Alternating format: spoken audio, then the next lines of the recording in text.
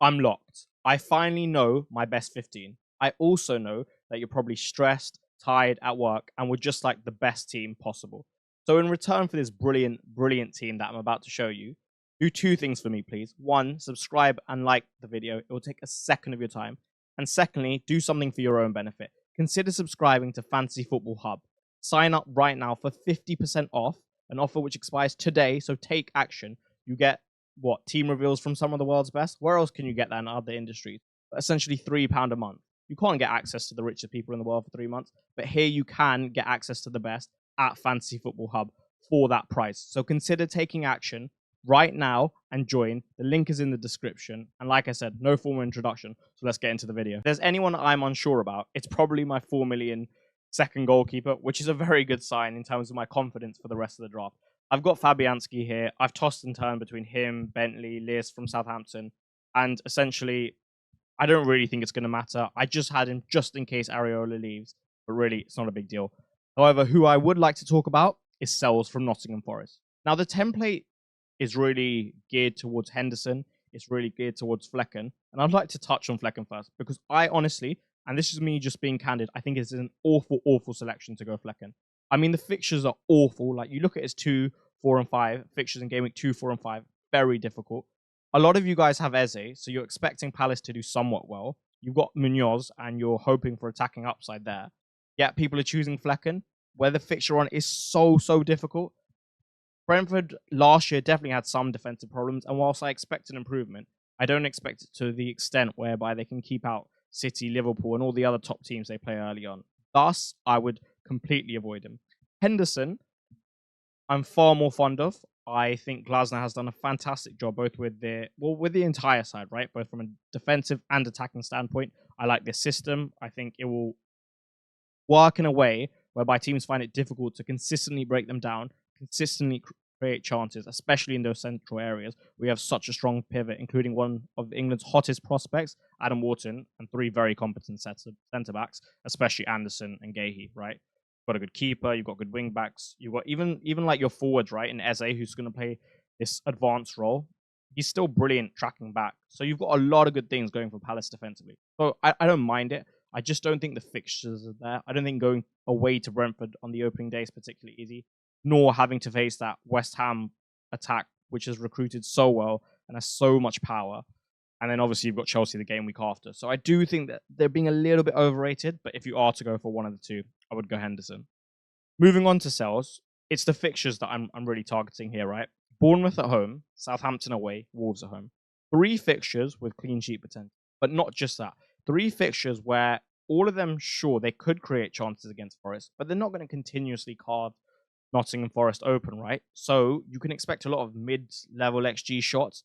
Those are the perfect ones whereby Sells can rack up enough saves to accumulate a haul.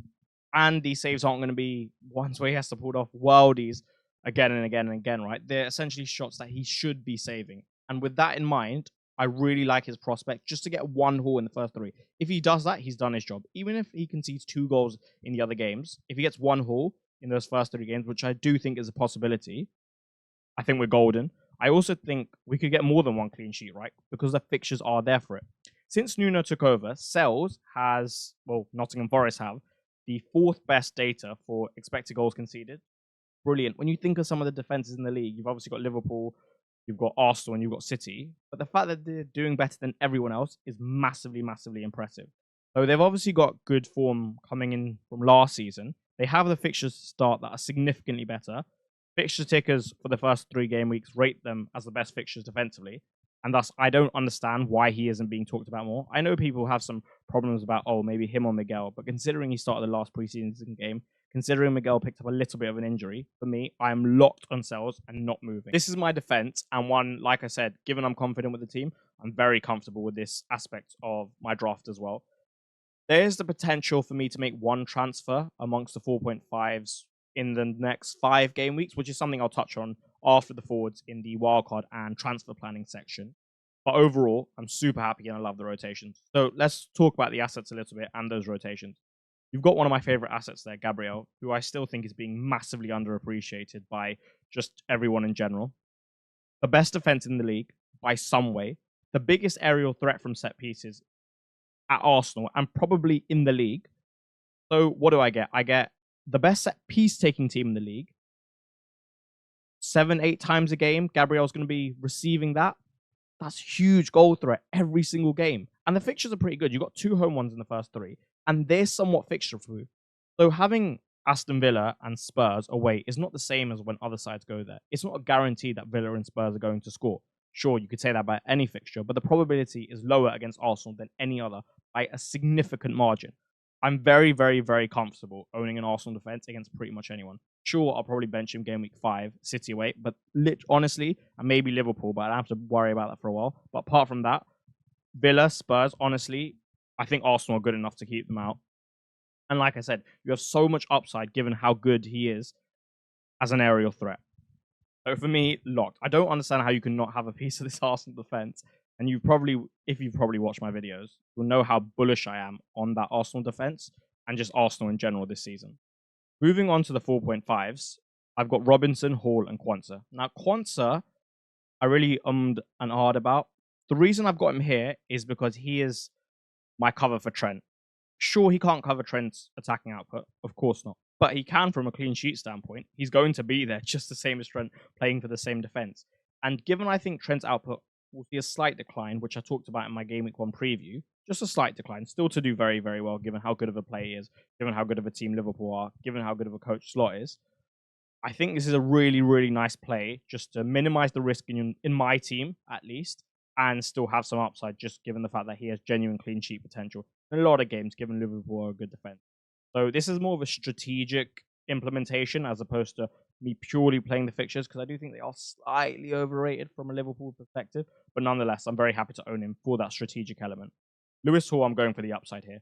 I think this is a guy who people probably still underrate, both him and Livramento, as to how good they could be for this Newcastle side. Technically, very, very sound. I remember tweeting about him a lot last year and how he needs to be in the team, and I'm glad he's got his flowers and he's progressing well at Newcastle. He's so multifaceted that he offers Newcastle so much within the game, both on the ball and off the ball. He's very versatile, so if you get him into those central positions, he's more than comfortable on the ball. His attacking upside is great because he can overlap and underlap. That's what I meant when I said in those central pockets, from deeper areas, sure, he can help you progress, and his retention is really good anyway. But he's got the technical quality, even in those advanced central areas, if he is to pick them up through underlaps, for him to essentially deliver attacking output. And with a good set of fixtures and this rotation working very nicely, I'm very happy to have him. So let's touch on the rotation a little bit, right? You've got these 3 lining up. Robinson will play game week 2 and 3. Barker will play game week 4. Gabriel isn't ever present. Like I said, I'm not worried about the fixtures. I see him as fixture proof. And then Quansah and Hall will essentially say I'll play Quansah next week. I will play Quansah maybe in game week 3. That's the only reason why I said potentially I make one transfer, is because that's the only time I don't have my 4 defenders outside of Gabriel with plum fixtures. But you know what? I'm not too bothered. Away at United, I can still see Liverpool potentially keeping a clean sheet. And then from there, the rotation works very, very easily. So from that standpoint, it's great. Going back to Robinson, I'm going for his upside in 2 and 3. I watched preseason, and the fact that he was making overlapping runs, but the fact that Iwobi was going wide, and sometimes he was just bombing through that half space, with his physical profile and how athletic he is, he can do that throughout the game consistently. And he's got the technical quality to be able to put the ball into the box. I've watched him do it many a time, whereby he actually has the genuine quality from those areas to deliver. I think of people like, and I mean this with the greatest respect, Anthony, when he gets into a wide area, good crossing position, but his right foot's not there for him to be able to cross. Robinson doesn't really have this issue, and you don't also need to be as two-footed when you're a fullback making these type of advancements. I'm just going for the upside with the 2 promoted fixtures in game week 2 and 3. And then Barco is simply there for game week 4. Again, attacking upside, given the nature of and the profile of the player. Ipswich are home in game week 4. So I can't really complain. Overall, I didn't want to spend too much money in the defense. I think you can get away with having 4.5s with good fixtures, especially when Hall, Barker, and Robinson have good attacking upside through their open play assist threat. The other thing is, with the goals just increasing season on season, given we're in this transitional area of football whereby mistakes are punished even more and the physical levels going up even more every single year, I think the goal scoring rate will just continue to increase this season. Thus, I'm not looking to have too much money in my defense. I also don't like Vardio, which is one of the premiums. Hence, a little bit too expensive for me. all of which I've talked about in my previews, if you would like to go and watch them. Porro, I would kind of like, but I can't stretch to him. I also watched some Spurs highlights, and I was particularly impressed with their defense. I mean, how can you be when they're playing a system that is so positive, but naturally it has its deficiencies at the back? So I'm actually very comfortable with not only the threat I have, the attacking threat I have from this defense, but also just the clean sheet potential in the defenses. So given there was no money in the defense, really, now this is where the team starts to get a little bit spicy, especially with this and the front line combined. I've got Smith Rowe here. He's the enabler for this 7-man attack to look very, very, very strong. I spoke about Robinson's fixtures in 2 and 3, and this is essentially the route I'm taking with Smith Rowe. In 2 and 3, there are very good fixtures. United away is an interesting one, right? So I thought they played well against City in the community. I did, however, see, I guess, a bit more potential flaws with their 4-2-4 press, as others did. I didn't like the space between the lines. I think when you're central two is Maino and Casemiro, you can potentially get overrun in games at times, and especially on transition, that could be very difficult to deal with. The only reason is Maino, as he tires in games, will drop off quite considerably, just given the fact he's young. I think he's a top player. Casemiro, we've already seen the problems with his age and how that's certainly declined his level of physical quality. So I'm just a little bit cautious of that when it comes to United's defense and how Smith Rowe could potentially exploit that maybe around the 60th minute mark.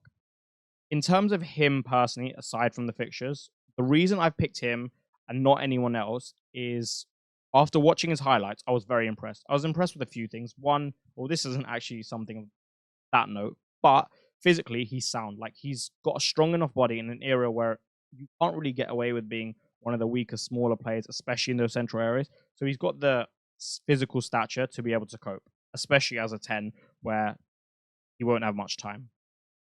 He'll have to carry as well in this Fulham side as well, so I think that's important. But he wasn't dropping in at a high frequency. He was staying relatively advanced. Other players were doing that for him.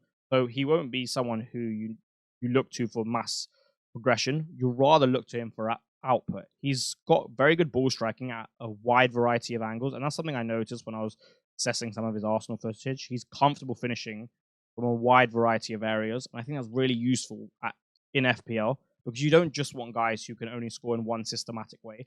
A guy who's traditionally good at just one type of finish. Having a lot of them in your locker allows you to score a lot of type of goals in a lot of different style of games. So that's another thing I like. I liked his positioning overall. I thought he was very central, more central than I expected. He didn't drift too much. He wasn't playing too far from him, and he really was a 10. A lot of it was just going through him. Fulham's system really was geared to just going through him. And that is a brilliant prospect at 5.5. And now we move on to the fun bit. So I've got Nkunku here because I think he's going to start at 9 against City. So how can I really turn down a player of his quality that was able to break into that unbelievable French squad with good fixtures, and he's playing at 9? And if there's ever a time to score against City, it's probably game week 1. They're traditionally slow starters. There's no Rodri. There probably won't be any Foden from the start, nor De Bruyne. Oscar Bob, unfortunately, just got injured, and that definitely does weaken them. So with all of that in mind, and the fact he's 6.5, so he still facilitates some of the bigger boys like Saka and Son, it's such a good pick in my eyes. And I was tossing and turning between him and Eze, as I was between Smith Rowe and Minter for a bit. I went Smith Rowe over Minter for the fixtures. I'm going Nkunku over Eze, 1 for the price. Also, I just trust him more. I know how good of a player Nkunku is, and thus I could see him as somewhat fixture-proof. Honestly, I really do rate him that highly. And I don't think the English audience really appreciates him fully yet, but they will. I'm convinced that if he stays fit, he will have a similar campaign, or at least a similar level of quality to what he did in the Bundesliga. Not necessarily that level of output, because it's very high. And thus, he will get the flowers and appreciation he does deserve. My reasoning for phasing Eze, well, we can't have them all, right? So for me, in this particular draft structure, it's a toss-up between him and Nkunku. Just a little bit worried that there is no Elise. And I saw a thread whereby data show that he was a lot better with Elise. Kamada's a good player. I'm sure he'll be a good fit in the Palace side, but he's not Elise, right? There's a reason Bayern were knocking on the door of the Frenchman and not Kamada. And with those fixtures that I spoke about early in the goalkeeper section, I don't think they're plumb. From an attacking standpoint, I think they're far better than they are defensive. But given I have to spend 0.5 more than him, I'm at peace going with Nkunku. Don't get me wrong, still a very, very good option as a. But also with the transfer speculation, just a little variables have pushed me Nkunku's way. And the fact that I think he's going to play 9 in the first game is probably what sealed the deal for me. Moving on, now we've got the 2 premiums. This is where my team starts to differentiate from a lot. People will have Saka, and rightfully so in my opinion, but they won't have Saka and Son. I've got Saka here because I'm super bullish on Arsenal, as you know. I think they're going to do very well in those first 4 fixtures. I don't care about Villa and Spurs being super difficult. They're not in my eyes. I think those are games where Arsenal will get plenty of opportunities to transition. I'm talking about an FPL, by the way. I think they're going to get plenty of opportunities to transition. He'll profit off that immensely. He's someone they look to, especially in those type of games. The front line is what they really leverage those type of games to score, as opposed to maybe Zinchenko's progression from early phases and Odegaard dropping in against low to mid blocks, right? It's really him, Havertz, Martinelli exploiting the better sides, I guess you can call it. Penalties, set pieces for the best set piece taking team in the league, especially when they're monsters in the air. I mean, there's so many, and I think his output's going to increase. I think Arteta will give him and Havertz more responsibility in the side, given they've made no marquee signings up top to propel Arsenal towards the title, because we all discussed at some point they could do with a few more goals. So that's where I think the responsibility is going to go. Slight tweak in the system. You'll see Saka not as wide. We noticed that in the last game. And I cannot say one bad thing about this asset. Brilliant. I think he's going to outscore Salah as well. If you want a bold prediction, that is mine. I think Saka will outscore Salah this season. I won't say I'm convinced of it, but I'm very, very confident of it. Now, the reason I've got Son here is I'm adamant that a team should have some cover of Spurs for the first 2 fixtures at least. Even Everton at home, let's be honest, that's not great. It's not bad by any means. It's a pretty decent fixture. But it's Leicester away GAMEWEEK 1. I think there's so much upside there. And when you have assets like Son and Solanke, both absolute gunmen in their own right, I think it makes a lot of sense to have one. The reason I've gone Son is because you'll see, and a little spoiler, I've got Kai Havertz up top, and I'm not negotiating on Kai Havertz. I'll speak about him after. So that blocks Solanke, of course. And if I'm adamant I have one route to Spurs, it had to be Son. He also has a higher ceiling than most players, given how good of a finisher he is, how many chances Spurs create. He's got arguably the best fixture GAMEWEEK 1. I'm actually toying with the idea of captaining him. Not him currently, but I am starting to toy with it. And yeah, similar to Saka, I can't really say a bad thing for him. When we get to the transfer plan section, I have an exit plan because I'm not as bullish on him as I am Saka. But at least for the early starts, he'll be a differential as well. Be a lot of good things associated with him. Moving on to the forwards, and before I speak about them, I did forget Harry Winks on the bench. He's there because his expected minutes are good. That's it. I'm not interested in having an 8th attacker either. I think in a season where the player pool is so large, your team needs to be optimized because the game's getting so competitive. I have no interest spending money on an 8th attacker personally, when I think all the 7 that I've got are good enough to start week in, week out and have the ceilings to suffice. The front line is fairly simple, right? I mean, I actually looked at potentially not going for Isak, just, keep the mind open, see if there is a more optimal route. With the fixtures and how they suit him, as he's the most popular asset in the game, you can imagine he's a lock, right? They're just so good.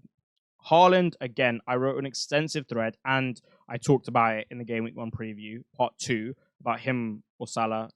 I'm just convinced that he's the guy. I think he could do so well this season. I think the system will be tweaked from last year, whereby his output will be more like season 1 than it is season 2, simply because the wingers will be more involved. They will have more attacking responsibility. He won't use Gvardiol in the same manner, and thus the service into the box, the amount of crosses, especially against lower blocks where they'll go out to in so much, and him being such a huge box presence, especially in and around that 6-yard box, he's going to do so well. I could wax lyrical about him all day, but you pretty much know anything. Know everything. There is no downside to owning Erling Haaland, really, in my eyes. Yeah, sure, you can spread the funds, but I don't think there's anyone who can go toe-to-toe with his floor nor ceiling. Thus, I see it as a slight inefficient 12.5.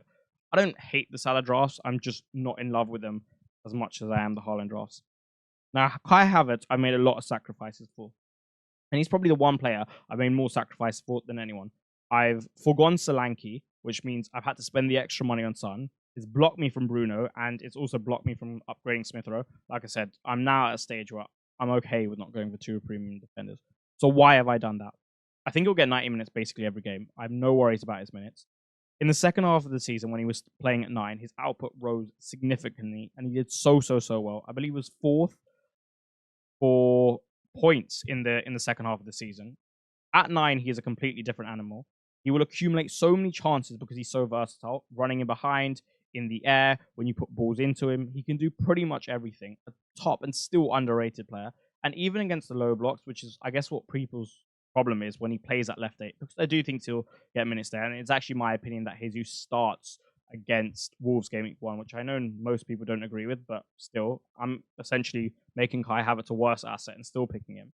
The reason is I see a slight tweak in the system. The left-hand side dynamics being slightly more optimized, with Martinelli allowing to come inside a bit more, Havertz making more runs and acting more like a second striker, Odegaard dropping a bit deeper. You've got Zinchenko's progressive quality from that left half space when he inverts anyway, so I'm just very, very, very, very comfortable having this absolute machine. I also spoke about how Arsenal, if they're not going to make a huge signing up front, need to give some players more responsibility and score goals. For me, it's going to be Havertz and Saka. And it would make the most sense, right? They're the two biggest goal-scoring threats in this side with the best minutes. You could argue Martinelli could be in that conversation, but his minutes aren't anywhere close to these guys at the moment. So, yeah, very, very comfortable owning him. I'm looking to just not sell my Arsenal guys at all, and thus having them in early when I can see them rising in price quite quickly, especially Havertz, if people get the forward line wrong. It also offers me a lot of flexibility, right? I can pretty much go anywhere in this drop. I can sell Son in 2 moves. I can upgrade 2 positions like that. I can sell Havertz and go to any forward. So I really, really, really like it. So that is the entire draft. And I'm just going to touch on my wildcard and transfer strategy. And you may be happy to know, I don't actually have a wildcard strategy, unlike most managers. My reasoning for that is I looked at my team, and then I looked at the 2 popular winners, wildcard 4 and wildcard 6. And I didn't like any of them. I don't feel like my team required them. I don't feel like the upside was particularly big. And I just said to myself, I think I can get through with free transfers comfortably, fairly comfortably at the moment. And thus, I'm just going to keep it. And I'm just going to stay open-minded about when I can use it. Sure, I could maybe use it in Game Week 12 for a big fixture swing. But until then, I just like having it in the back pocket. I'm more than happy to use transfers where need be and be aggressive, because that's the way I like to play. That's where I think it's optimal to play.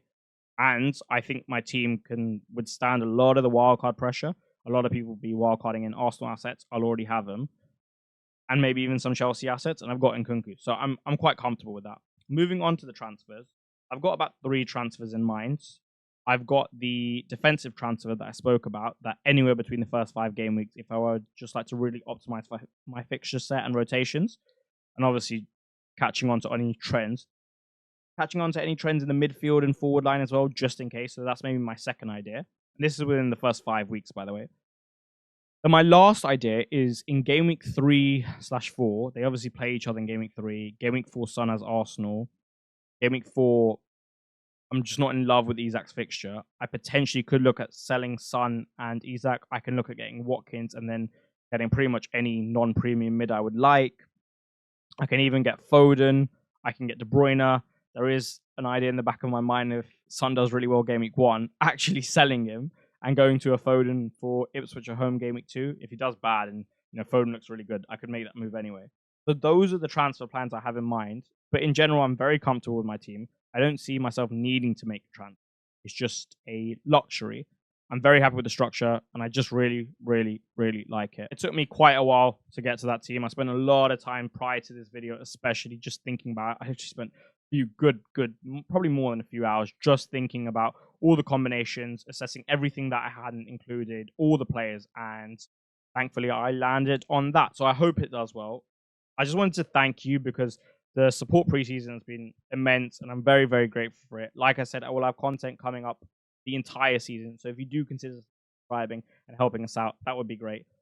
I again point you back in the direction of Fantasy Football Hub. I think the service is fantastic. Yes, I work for the company. But I do genuinely think the service is fantastic. Otherwise, I wouldn't be promoting it to you. I think it will benefit you. I think the value for money is great as well. So take action and get your 50% off. You will not regret it, I promise. Plus, if you don't win your mini league anyway, you get your money back. So there's no way you can really lose. Thank you so much. Have a brilliant, brilliant game week 1. And what I would say is, I know this is somewhat cliche advice, but actually try to enjoy it. What I would say is put in the work.